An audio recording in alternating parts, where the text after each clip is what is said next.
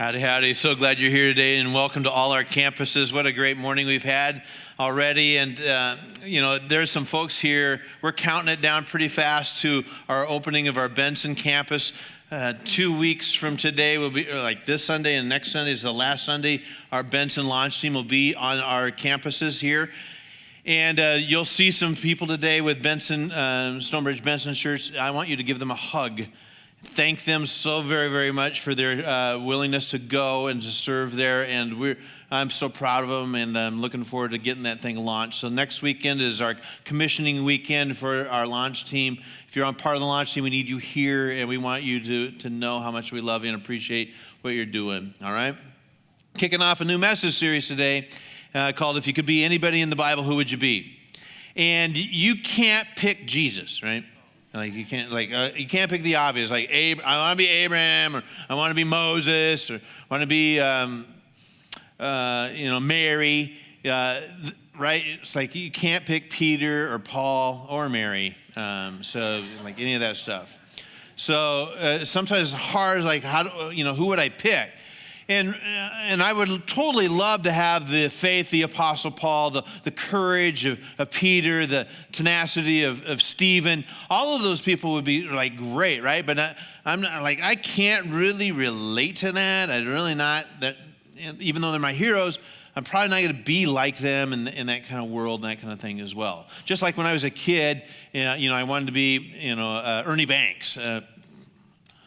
As much as I wanted to be like Ernie Banks, hit a baseball like Ernie Banks, or Don Kessinger, or Ron Santo, or throw like Fergie Jenkins. And again, if you're not familiar with the Chicago Cubs in the 60s and the 70s, that's who I wanted to be like, right? All right. So we're going to take a look at, for the next several weekends, some people in the Bible that are just normal people. They're normal people like you and me. Very relatable. In fact, they're fairly even obscure. They're really nobodies. In fact, some of them, we don't even know their names. But they play some vital roles in faith things that happen all the time. So that's what we're going to take a look at, all right? So hang on for the next several weekends. John chapter 2, verse 1, this is the first ones, right? Next day, there was a wedding celebration in the village of Cana in Galilee. Jesus' mom was there. And Jesus and his disciples were also invited to the celebration. The wine supply ran out during the festivities, so Jesus' mother told him, "They have no more wine." "Dear woman, that's not our problem," Jesus replied. "My time's not yet come." But his mother told the servants, "Do whatever he tells you." Standing nearby were 6 stone water jars used for Jewish ceremonial washing. Each could hold 20 to 30 gallons. Jesus told the servants, "Fill the jars with water." When the jars had been filled, he said, "Now dip some out and take it to the master of ceremonies." So the servants followed his instructions. When the master of ceremonies tasted the water that was now wine, not knowing where it had come from, though, of course, the servants knew, he called the bridegroom over. A host always serves the best wine first. Then, when everyone's had a lot to drink, he brings out the less expensive wine. But you have kept the best until now. This miraculous sign at Cana in Galilee was the first time Jesus revealed his glory, and his disciples believed in him. Weddings were a big deal in the first century. We don't know much about who's getting married. Probably one of Jesus's cousins or family members, given the fact that Mary was really involved in the deal. So it's quite possible that it's Mary's niece or Mary's nephew that's getting married, and they're all involved here. And it's a big celebration, and it's super important. And any little wedding like this in a small little hamlet like Canaan, this was been a little spot, a little insignificant town. Not too many people live there, and so it would have been a community event. Lots of people would show up. It's a big, big deal. And weddings were super important to poor people, because whoever's throwing the weddings is inviting everybody to come in, bring everybody in. And they're serving the best food, and the best wine is available. And it's something that poor people just never get to be a part of. They don't get this. This is not their everyday kind of life or lifestyle. And they certainly would have never, this wouldn't just be possible. So this is a big deal. Weddings are a big deal in Elkhorn, Nebraska. It's a big deal to get married now in our town, right?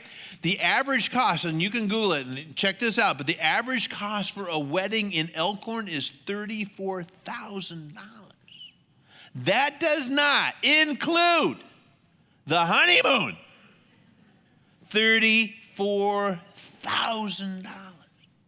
So I was thinking, and by parents, I'm sorry about that. I don't know what to tell you, but you better start saving because it's $34,000. So I tried to figure out, how do you get to $34,000? So here you do. This is how you get there. $15,000 for the venue, including the food and room. That does not include alcohol. So if you want to have a cash bar or whatever, you can double that. $2,500 for a photographer, $2,000 for the video guy, $1,500 for the dress, $3,000 if you want a live band, $1,200 for the rehearsal dinner, $2,500 for flowers, $500 for the cake, $300 for the groom's tux, $2,000 for the event planner, $1,000 for the ceremony site, which gets us to $34,000. Oh, there's one person I've left off, the pastor. So now it's $34,100. Jeepers.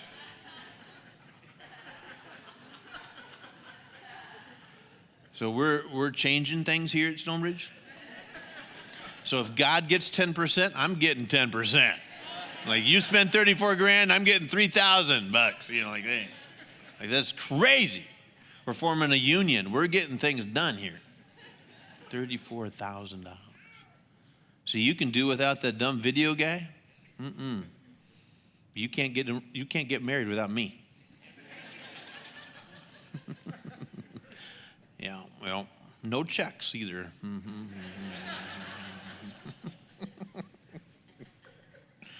When Linda and I got married, it was a little different. 1981. The rehearsal dinner was catered. It was catered. We called it a potluck then, so people just brought in stuff. We had punch and mince at the reception and cake. So punch and mince and cake at the reception. That's it. No meal, no nothing like that. And Linda and her family made the mince. And I think my responsibility was to bring the thing of nuts, right? It's like, okay, set that there, all right? And we did, somebody, I don't know how, Linda would remember, how much did the cake cost?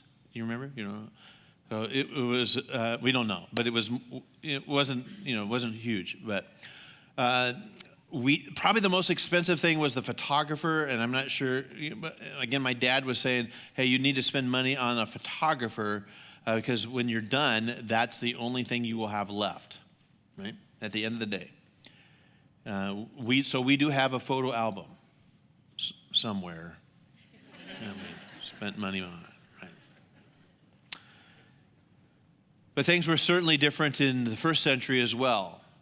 Families would save and save and save. From the first breath of a little child to breathe, they were saving money for an amazing feast that would last a week of celebration. Great food and great wine and family and music and dancing. It was an amazing, amazing time.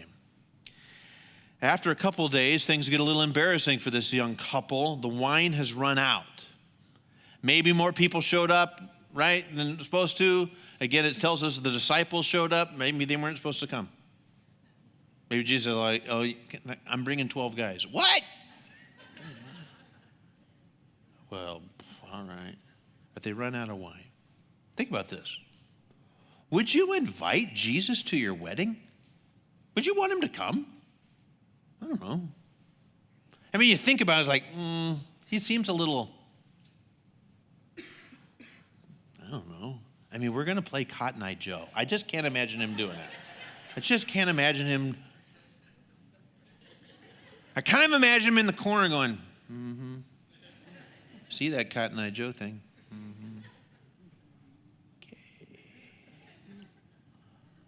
I don't know. I think one of the great things about this story in the Bible is that Jesus shows up at a wedding as an invited friend and family member. And you know what Jesus does at a wedding? He makes it better. He makes it better. Something happens here, though, that's a little embarrassing. They run out of wine. And we're not sure exactly why, but this is a problem. I mean, you wouldn't think it would be a problem. You could just like, hey, we gave you wine for 3 days. What more do you want? But this would have been a very embarrassing thing for a family. In fact, this would carry a stigma that would go for the rest of their lives. It was a disgrace. Now, it's not about drunkenness. It was about joy. In fact, the rabbis in the first century had this saying, if there is no wine, there is no joy. So it was a huge celebration. So Jesus' mom gets involved. We don't have any, they've run out of wine. What are we going to do about this? And so there's a little exchange there, and Mary says to Jesus, hey, get this done, and the servants will do whatever you tell them to do. All right. So there's 6 jars of clay pots that can hold 20 to 30 gallons. And that's a fairly significant amount of moisture, right, that can be in there. And it's heavy.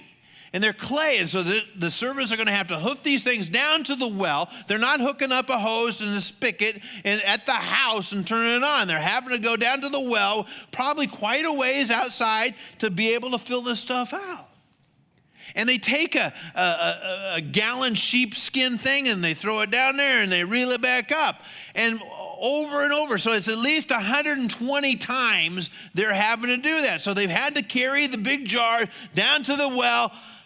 Not real happy about it, but they're doing it. And it's sweaty and it's hot.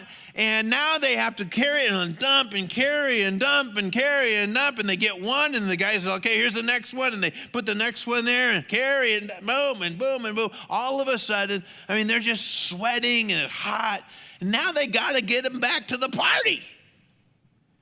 Now, I think 1 gallon of liquid tends to, like water, will be about 8 pounds. So imagine this. You got a clay jar pot big enough to hold 20 to 30 gallons. So it's a fair think about that, fairly heavy thing that they're having to carry. One guy's not going to be able to do this. He can't pull it off. And I don't know if there's a cart that's involved, that they're putting it up there and then pulling the cart. But I kind of get this idea that a couple of guys are getting around and they filled it all the way full, and they're and they're trying their very best to get this back to the party. And like one guy's like, slow down. I am slowing down. You slow down. And he's like, come on, be very careful. Hey, come on. And all of a sudden, and I don't know where it happened in the thing, if a couple of guys had to be responsible for all that. But so let's just say let's just say there's 2 servants there that have had to deal with these jars and get them back, and they're on their 6th one. So they're tired and sweaty and hot and bothered by what's happened. And as they're taking the last one, and a little bit sloshes out on one of the servants, and he gets it, and he looks and says, stop. All right? And it's red. Exit.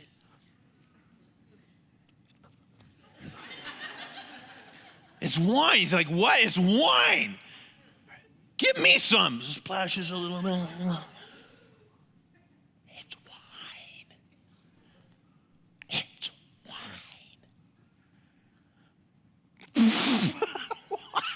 What is going on? And they grab it, and their hands are shaking, and like they're waddling down there, and they put it in front of Jesus. And they've got this dumb, smirky smile on their face. What in the world's going on? Jesus knows that they know that like it is all coming together, and they're Jesus. And I don't know if this has happened, but I like to think that he might have said this: "Well done, servants. Go get something to eat. Enjoy." What? We get to go in? And they look at the master of ceremonies. The master of ceremonies are like, it'll be okay. And they get to eat the food. The servants get to eat and drink and celebrate along with everybody else, along with everybody. This wedding is for everyone. And the very first people, so if I could be anybody in the Bible, here I go. I want to be one of those guys that carry water for Jesus. They were the first to know. Think about that. The first to see the miracle of God on the planet. The first to see it and to taste it and realize that this carpenter who grew up just down the road, wow. All we do, if we're followers of Jesus, all we get to do is carry water for Jesus. Matthew 25, verse 23, the master said, well done, my good, faithful servant. You have been faithful in handling this small amount. So now I'm going to give you more responsibilities. Let's celebrate together. When it's all said and done, when we breathe our last breath on the planet, and we were welcomed into heaven, you know what he says to me, to you? Well done, good, faithful servant. He does not even say this. He won't even say this to me. Well done, good, faithful pastor. You did a good job pastoring that church. He ain't going to say, well done, good, faithful CEO of a major organization or a nonprofit. Well done, good, faithful, right? It's just well done, good, faithful slave. Well done, good, faithful servant. Amazing. Matthew chapter 20, verse 26. But among you it should be different. This is how it's supposed to be in the kingdom. Whoever wants to be a leader among you must be your servant. Whoever wants to be first among you must become your slave. Check this out. For even the Son of Man came not to be served, but to serve others and to give his life as a ransom for many. So Jesus shows us the way. The way to greatness in the kingdom is through service. The path of a follower of Jesus is always about serving. It's not being served. So how are you doing this? How do you serve Jesus? Amos, Old Testament prophet here in Amos chapter 5, verse 21 says, I hate all your show and pretense, the hypocrisy of your religious festivals and solemn assemblies. I will not accept your burnt offerings and your grain offerings. I'm not even going to notice all your choice peace offerings. Away with your noisy hymns of praise. I will not listen to the music of your harps. Instead, I want to see a mighty flood of justice and an endless river of righteous living. Israel was not understanding. They were just kind of playing at it, pretending. When I was a kid, I grew up in a pastor's home, so we did church stuff. And it's kind of like, you know, if you grew up in a home where your mom or dad is a teacher, you probably played school. If your mom and dad is a doctor, you probably played maybe you should have done that one, but doctor, you know, it's like. But if so you tend to imitate a little bit. So we would imitate our dad, who was a pastor. And so we would have church services. My sisters would sing, and I'd preach, and my brother would get saved, and we would do that thing, baptize them, you know. But it's cute. It's right. It's cute if the kids are doing that. But it is not cute when adults play church. If all we're doing is just going through the motions, we're just playing at church. In fact, I think sometimes we get a little confused because we think our service is this. We think our service is this moment. In fact, we even call it a worship service. But this is not what he's asking for us to do. He's just asking us to carry the water for him. And yes, certainly we should be about service. And for some people who are serving here today in this capacity where they're using their gifts and talents and abilities to sing and to lead us, absolutely. But for most of us, we're just here trying to figure some stuff out. But if this is all that I do, I'm playing church. I'm playing church. So let me have you fill in the blank. I serve Jesus by. So fill in the blank. I serve Jesus by. How are you doing that? I think you serve Jesus by doing what he tells you to do. That's what the job of a servant is to do, right? So when Mary says to the servants, do whatever he tells you to do, That should be my marching orders as well. If Mary was here today, I think she would say to me, do whatever he tells you to do. Like, oh, okay. That's the job description of a Christ follower. Do whatever he has told you to do. In attitude and my actions, right? In fact, Amos lets us know, I want a whole bunch of justice being done, and I want a whole bunch of righteous living being done. That's what I'm asking for the people of God. We should totally be caring about the injustices that are taking place in our world, and we certainly should be caring about righteous living. If we don't care about those things, then we're playing church. We're just playing church. All right. Am I doing what he tells me to do? Well, I don't, that's one thing if the voice of God is massively clear, like, right? And that's why I think it's super important that we read the Bible and we learn what Jesus is all about and what he's asking us to do. But past that, it's like, well, what else is he doing? What else is he saying to me?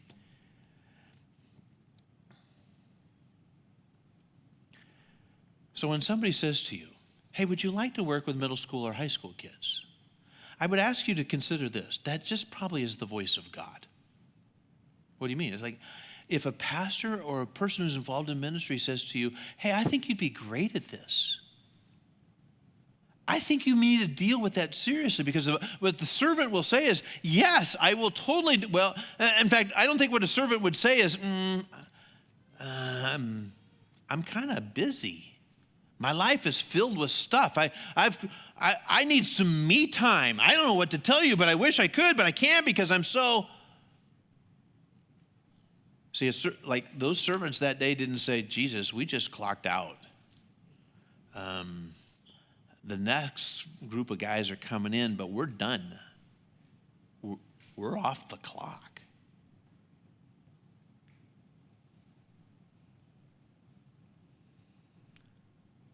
Another thing we notice here is that when I serve, I see miracles. When I serve, I see miracles. Whether it's a life change of a young man who gave his life to Christ and his small group leader baptized him today. That should mess you all up.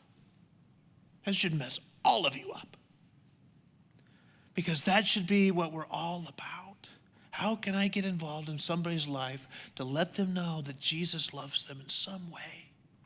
We all play a part of that. In fact, the only thing that he really asks of us when we give our lives to Jesus is, please tell others and please live a holy life. That's it. Oh, okay. And we're figuring out, how do I tell other people about it? Well, in conversations I might have with my best friend or a person at work or my spouse. How am I doing with living like Jesus wants me to live? That's it. That's a simple job description for a servant. All of this other stuff is pretty fun stuff. So what is Jesus telling us to do? There's nothing more wonderful, by the way, than bringing a little bit of wine into somebody's life. One of the things I like about Jesus, he does make a party better. And I don't know what this was all about. All of a sudden, in fact, I don't know what makes a good wine better than a bad wine. I'm not a wine person. I do some whining, but I'm not a wine. I don't drink wine. I assume that if in a box, it probably is not the best stuff. You're walking through Walmart and like, oh, hey, there's a box of wine. Well, that looks, I don't know. I didn't even like milk in a carton.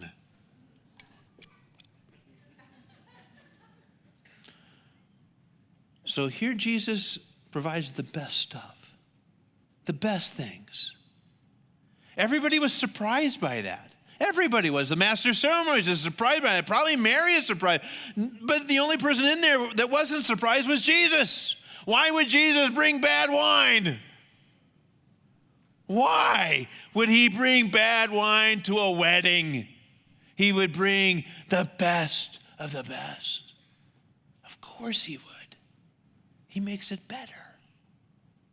So when Jesus says, I have come to bring you life, and life in all its fullness, he's not telling us a load of stuff. He's saying, I can give you this. Invite me in. I will show you what life in celebration can be like. And I won't disappoint. And I won't disappoint you. Everyone had enough. There was gallons of wine. Gallons of wine. Think about that. And again, most people they'd had a little cup, and they'd come and get a little cup of wine. But they were never going to run out of wine now. It was gallons and gallons and gallons of wine. Jesus always provides more than enough. Always more than enough for us.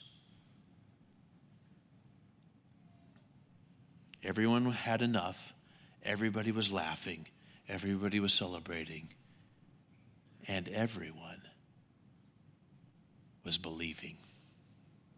Wouldn't you want to be one of those servants that day? I do. Let's serve him together. Pray with me.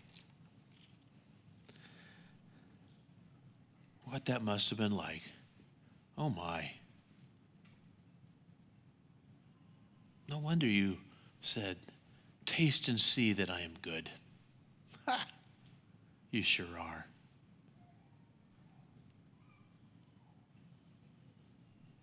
So all I want to do in your kingdom is to serve you. And thanks that occasionally I get to see a miracle. Okay. Christ we pray. Amen.